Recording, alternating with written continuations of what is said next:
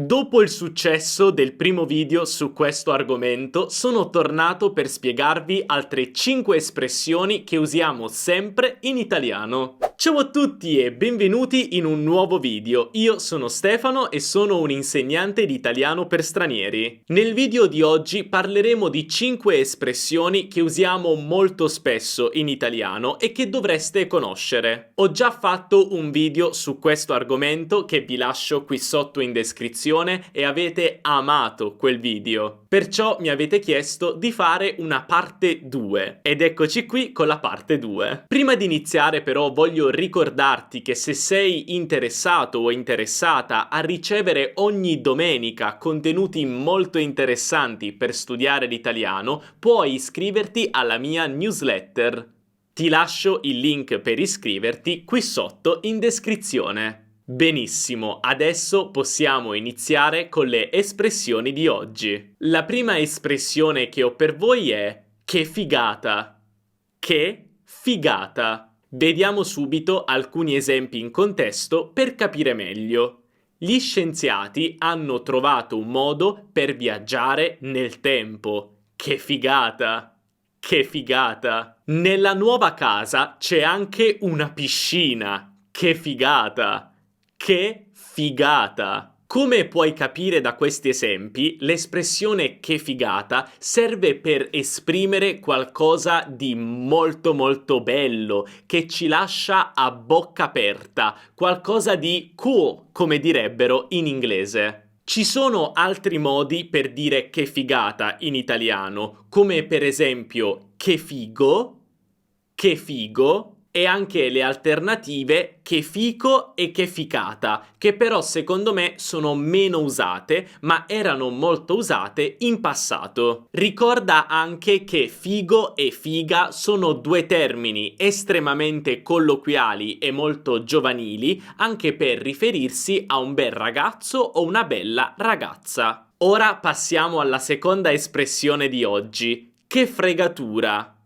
Che fregatura. Guardiamo alcuni esempi.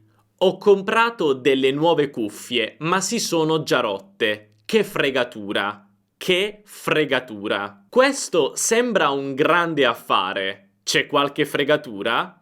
C'è qualche fregatura? Non rispondere a quel numero. È sicuramente una fregatura. È sicuramente una fregatura. Come puoi vedere, la parola fregatura ha diversi significati, anche se sono abbastanza simili tra di loro. Cerchiamo di analizzare la prima frase. Ho comprato delle nuove cuffie, ma si sono già rotte. Che fregatura. Quindi queste cuffie sono state una fregatura, cioè io le ho comprate poco tempo fa, ho speso anche dei soldi, ma adesso si sono già rotte. Quindi i soldi che ho speso sono stati praticamente buttati. In questo caso però l'espressione che fregatura ha anche il significato di mannaggia, che dispiacere, che peccato.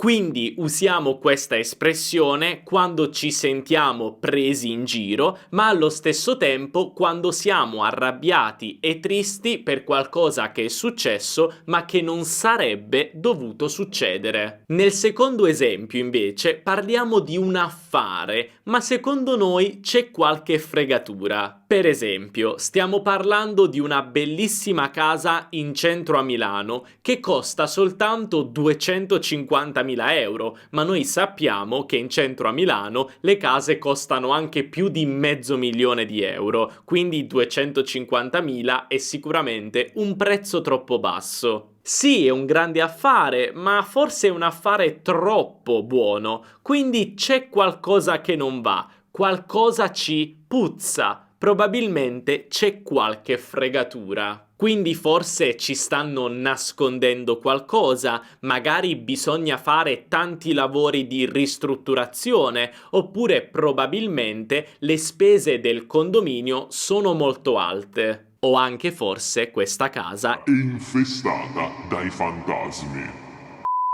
Quindi quando crediamo che sì, un affare sia buono ma troppo buono e probabilmente c'è qualcosa di nascosto, possiamo dire che quella è probabilmente una fregatura. C'è una fregatura. Per finire, nel terzo esempio, abbiamo una chiamata sospetta da un numero strano. Prima di rispondere, il nostro amico ci dice: attenzione, probabilmente quella è una fregatura, cioè una truffa. Quindi qualcuno ci sta chiamando per raggirarci e probabilmente rubare i nostri soldi. Quindi ricorda che il significato principale di fregatura è truffa.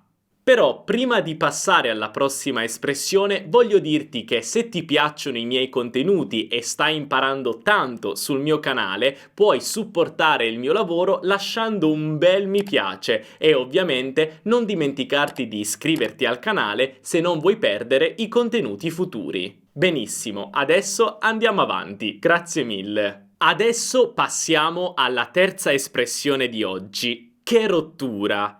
Che rottura! Questa anche è un'espressione molto usata dagli italiani. Vediamo due esempi. Questa domenica pioverà, quindi non possiamo andare al mare. Che rottura!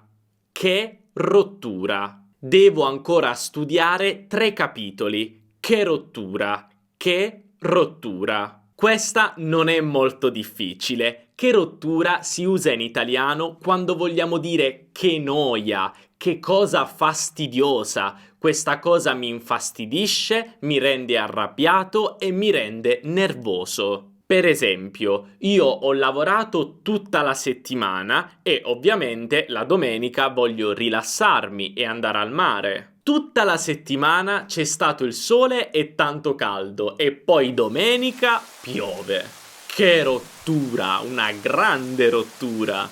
Sono arrabbiato, sono nervoso, sono infastidito per questa cosa. Oppure devo ancora studiare 3 capitoli, ma io sono stanco, voglio dormire, non ho più voglia di studiare. E dato che questa cosa mi infastidisce e mi rende nervoso, posso dire di nuovo che rottura. E ora passiamo alla quarta espressione di oggi. Però, sono quasi sicuro al 99,99% che sicuramente conosci la parola però, ma che non sai il suo significato come esclamazione. Vediamo alcuni esempi per capire il suo significato. Ti ricordi Luca? È diventato avvocato.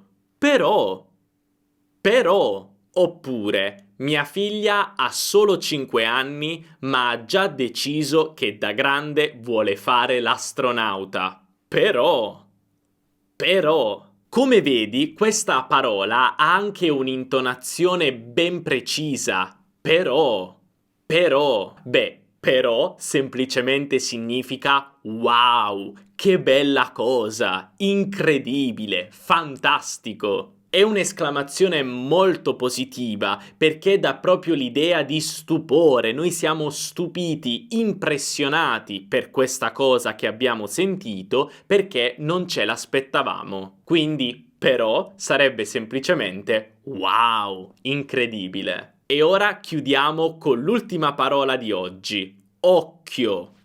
Occhio. Occhio in italiano ovviamente significa questo, ma può essere usato anche per delle esclamazioni. Vediamo alcuni esempi. Occhio, c'è un semaforo lì. Occhio, c'è un semaforo lì. Oppure, occhio, le mozzarelle sono scadute, non possiamo usarle.